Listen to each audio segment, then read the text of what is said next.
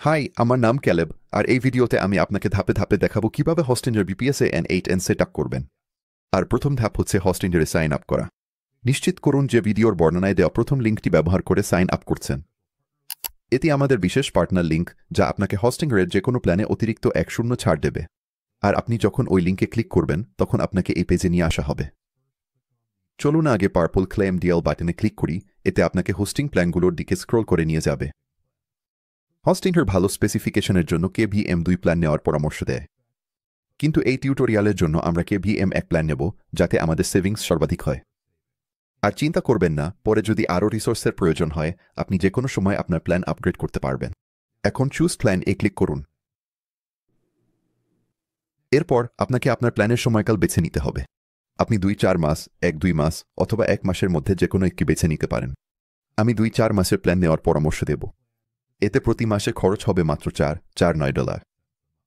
1-2 মাসের প্ল্যানও নিতে পারেন, তবে এটা একটু বেশি খরচ হবে। আর আমি 1 মাসের প্ল্যান নেওয়ার পরামর্শ দিচ্ছি না। এটা রিনিউ করলে খরচ অনেক বেশি হবে এবং এতে আপনি অতিরিক্ত 1 ছাড়ও পাবেন না। তাই আবারও আমাদের সেভিংস সর্বাধিক করতে আমি 2-4 মাসের প্ল্যানই নিচ্ছি। এখানে আপনি দৈনিক অটো ব্যাকআপের একটি অপশনও দেখতে পাবেন, যার জন্য প্রতি মাসে $3 খরচ হবে। এতে আপনার ওয়েবসাইট ডেটা প্রতিদিন ব্যাকআপ হবে, ফলে সবসময় নিরাপদ থাকবে এবং সহজেই রিস্টোর করা যাবে। তাই যদি মনে করেন আপনার প্রয়োজন, তাহলে এটা অবশ্যই যোগ করা উচিত। এরপর আপনাকে এমন একটি সার্ভার লোকেশন বেছে নিতে হবে যা আপনার জন্য সবচেয়ে উপযুক্ত। এটা নির্ভর করবে আপনার অডিয়েন্স কোথায় এবং আপনি কি উদ্দেশ্যে ভেকেস ব্যবহার করছেন তার উপর। আমার ক্ষেত্রে, যেহেতু আমি যুক্তরাষ্ট্রে আছি, তাই আমার জন্য যেটা সবচেয়ে কম লেটেন্সি দেবে সেই সার্ভারটাই আমি বেছে নেব এবং এখান থেকে সেটি সিলেক্ট করব। এরপর নিচে স্ক্রল করলে আমাদের অপারেটিং সিস্টেম নির্বাচন করতে হবে। সার্চ বারে গিয়ে N8N টাইপ করুন, তারপর দেখবেন এটা নিচে চলে এসেছে। এটা ক্লিক করুন এবং কনফার্মে ক্লিক করুন। দারুণ! এখন আবার উপরে স্ক্রল করুন এবং এগিয়ে যেতে উপরের বেগুনি কন্টিনিউ বোতামে ক্লিক করুন। এরপর আপনাকে হোস্টিঞ্জার অ্যাকাউন্টে সাইন আপ করতে আপনার ইমেইল ঠিকানা ও পাসওয়ার্ড দিতে হবে। সব তথ্য পূরণ হয়ে গেলে নিচে গিয়ে বেগুনি রেজিস্টার বোতামে ক্লিক করুন সাইন আপ প্রক্রিয়া সম্পন্ন করতে। এই পাতায় আপনাকে আপনার বিলিং ঠিকানা ও পেমেন্ট তথ্য দিতে হবে। এখানে সবকিছু পূরণ করার পর সাবমিট পেমেন্টে ক্লিক করুন এগিয়ে যেতে। ব্যাস, হয়ে গেল। এখন আমরা আমাদের ওয়েবসাইট সেট আপ শুরু করার জন্য প্রস্তুত। এখন আপনার সামনে দুটি অপশন থাকবে। আপনি চাইলে একটি রুট পাসওয়ার্ড তৈরি করতে পারেন, যেটা দিয়ে আপনি আপনার ওয়েবসাইটে লগ ইন করবেন, অথবা আপনি চাইলে সে কি সেট আপ করতে পারেন, যেটা দিয়ে পাসওয়ার্ড ছাড়াই ওয়েবসাইটে প্রবেশ করা যাবে। আপনি যেটা আপনার জন্য সবচেয়ে সুবিধাজনক মনে করেন সেটাই বেছে নিতে পারেন।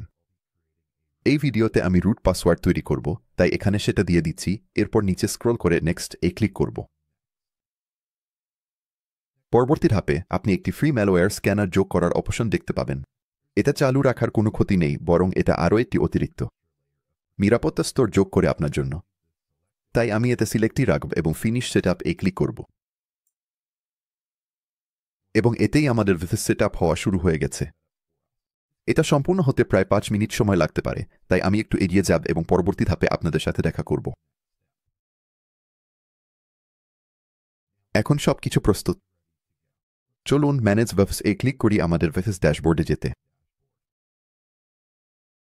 এখানে আপনি ছোট একটি অনবোর্ডিং সার্ভে পেতে পারেন। আমি নিচে স্ক্রল করব এবং স্কিপ এ ক্লিক করব। আর এখন আমরা ওয়েবসাইট ড্যাশবোর্ডে চলে এসেছি এবং আমাদের সামনে আরেকটি গুরুত্বপূর্ণ ধাপ আছে যা করতে হবে। চলুন এবার সার্ভারে N8N ঠিকভাবে সেট আপ করি, যাতে সবকিছু ঠিকঠাক চলে। এটা করতে প্রথমে উপরের ডান পাশে যান এবং ম্যানেজ অ্যাপ এ ক্লিক করুন। এখন আপনি আপনার N8N অ্যাকাউন্ট সেট আপ করবেন আপনার ইমেইল, প্রথম নাম, শেষ নাম এবং পাসওয়ার্ড দিয়ে। এই তথ্যগুলো পূরণ হয়ে গেলে নিচে যান এবং নেক্সট এ ক্লিক করুন। এরপর আপনি একটি অপশন দেখবেন যেখানে পেইড ফিচারগুলো ফ্রিতে পাওয়ার সুযোগ আছে। আপনার ইমেইল দিয়ে লাইসেন্স কি পেতে পারেন। এখানে দেখানো ইমেইলটি সঠিক কিনা নিশ্চিত করুন। এটি সেই একই ইমেইল হওয়া উচিত যেটি আপনি সাইন আপের সময় ব্যবহার করেছিলেন। এখান থেকে send me a free license কিতে ক্লিক করুন।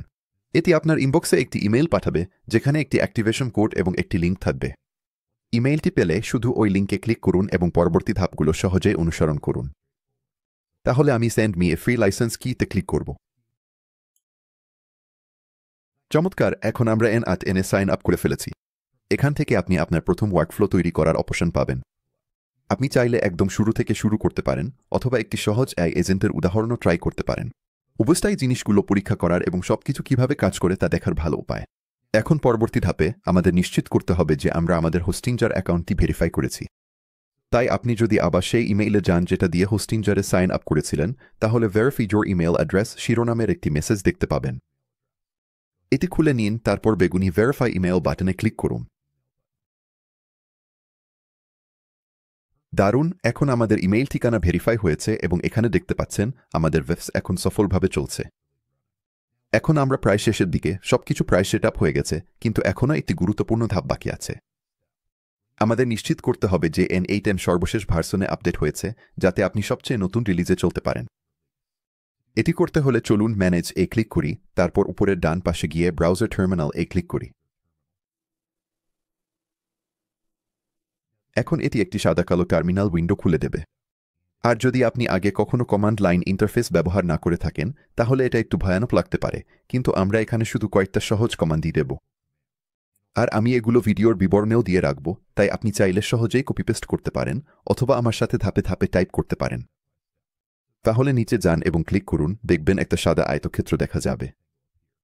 চলুন আমাদের প্রথম কোডের লাইনটি টাইপ করি। এবার আমরা টাইপ করব docker compose po, তারপর আপনার কিবোর্ডে এন্টার বা রিটার্ন চাপুন। এবং যখন এটা শেষ হবে তখন আপনি কয়েকটি সবুজ চেক মার্ক দেখতে পাবেন। এখন আমাদের পুরনো N8N ভার্সনটি সরাতে হবে। এটা করতে টাইপ করুন docker compose down, তারপর কিবোর্ডে এন্টার বা রিটার্ন চাপুন। এবং যখন এটা শেষ হবে তখন আবারও সেই সবুজ চেক মার্কগুলো দেখতে পাবেন। এখন আমাদের N8N নতুন ভার্সনটি চালু করতে হবে। এটা করতে টাইপ করুন docker compose up d। আপনাকে নিশ্চিত করতে হবে যেন ড্যাশ এবং একসাথে থাকে, অন্য সব শব্দের মাঝে যেন ফাঁকা থাকে।